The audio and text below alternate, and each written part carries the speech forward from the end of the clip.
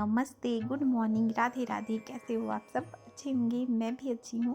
तो आज मैं कहीं बाहर जा रही थी घूमने, तो हम हमारे शहर के जस्ट किनारे में नदी बहती है, या फिर नदी के किनारे हमारा शहर है। तो हम लोग कहीं बाहर जा रहे थे, तो नदी में गाड़ी धो रहे थे। तो फिर मैं नदी का ये व्यू ले रही थी।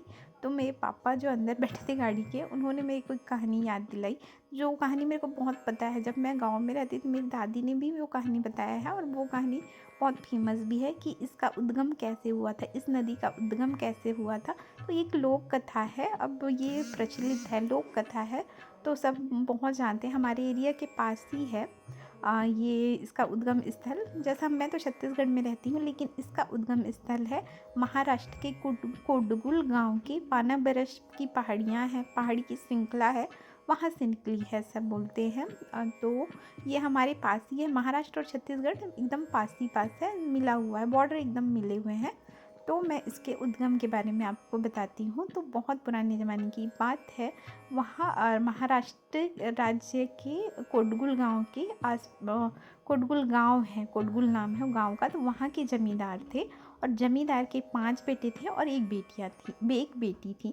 तो अपनी बेटी को बहुत प्यार करते थे, और जमींदार के बेटे भी अपनी बहन को बहुत प्यार करते थे, बहुत लाड प्यार से रखते थे। तो जमींदार की बेटी को ना एक किसान से प्यार हो गया।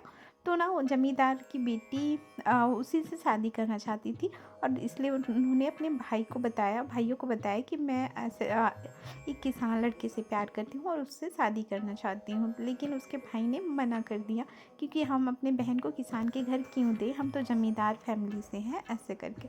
तो फिर ना लड़की मान ही नहीं, उनकी बहन ना मानती नहीं है, बहुत जिद करती है। तो फिर भाई लोग अपनी बहन की खुशी के लिए मान जाते हैं, और लड़के को, जो किसान लड़का रहता है ना, उसको शादी, अपनी बहन से उसकी शादी करवा के उसको घर जमाई रख लेते हैं। घर जमाई रखने के बाद सभी अच्छे से रहने लगते हैं। पर एक दिन क्या होता है, बहुत बारिश का टाइम रहता है। बारिश के टाइम में सभी 5 भाई, और जो जमींदार के बेटे थे वो 5 भाई, और वो जो अब उनके घर जमाई थे, वो सभी घूमने निकलते हैं अपने खेत खलिहानों में, देखने के लिए कि फसल अच्छी है या नहीं है, ऐसे करके। तो वो ऐसे घूमते रहते हैं। तो वो जाते हैं तो अपने उनका एक खेत रहता है। तो खेत में ना क्या होता है, खेत के चारों तरफ हम लोग बाउंड्री बनी होती है, मिट्टी की बाउंड्री बनती है, उसको हम लोग मोही कहते हैं छत्तीसगढ़, मोही नहीं, मेड़ कहते हैं छत्तीसगढ़ी में। और उसका 2 गेट रहता है, तो उसको भी मोही बोला जाता है। एक पानी बाहर जाने का, और पानी अंदर आने का। तो क्या होता है, उसका मोही का जो होता है ना, बाउंड्री का मुंह, तो वो बार बार फूटने लगता है, तो पानी बाहर चली जाती है, बहुत चली जाती है। तो ना ये भाई लोग सोचते हैं कि मिट्टी से इसको बांधते हैं करके, तो बार बार कोशिश करते हैं कि उसके मुंह को बांध दे, खेत के मुंह को बांध दे। लेकिन वो पानी का बहाव ना बाहर ही हो जाता है, बार बार खेत टूट जाता है। तो फिर ये लोग क्या करते हैं कि कहीं चलो, ये लोग मनन करते हैं कि नहीं, हम अपने घर जमाई को ही यहाँ दफना देते हैं, और उससे पानी खेत के मुंह में, तो उससे पानी बंद हो जाएगा, और हमारी बहन को भी इससे छुटकारा मिल जाएगा।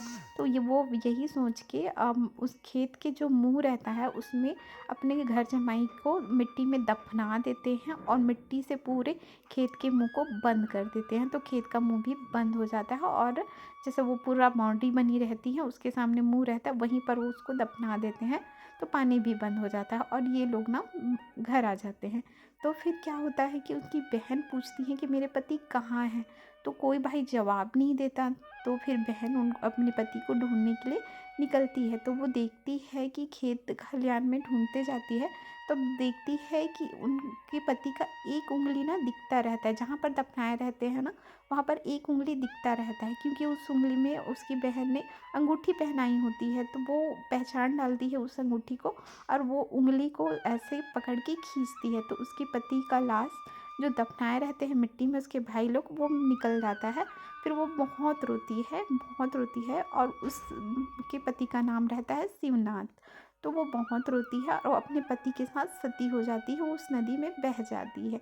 तो इस नदी का नाम उसी के नाम से बह जाती है। और वो जैसे दफनाई रहती है, तो वो जो खेत रहता है ना, खेत, वो अपने पति को खींचती है, तो मिट्टी बह जाता है। तो वो खेत से जो पानी निकलता है ना, वो नदी के रूप में बहते हुए पूरे इधर से वो नदी का रूप ले लेती है।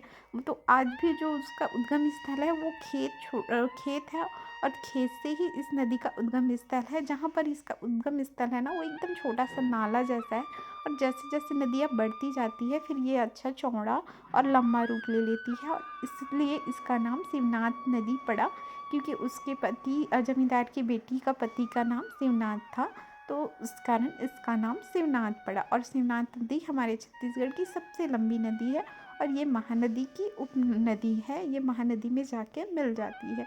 तो इस कहानी में लोक कथा है, हमने बड़े बूढ़ों से सुना हुआ है, तो मैं भूल गई थी, लेकिन जब मेरे को याद दिलाया गया तो मेरे को याद आया, तो मैंने सोचा चलो आपके साथ शेयर किया जाए। तो ये कहानी तो आपको अच्छी लगी होगी, तो प्लीज़ लाइक कर दीजिएगा, चैनल को सब्सक्राइब कर दीजिएगा अगर किसी ने सब्सक्राइब नहीं किया है तो, और प्लीज़ कमेंट्स भी कर दीजिए, और शेयर भी करना चाहो तो आप प्लीज़ कर दीजिए।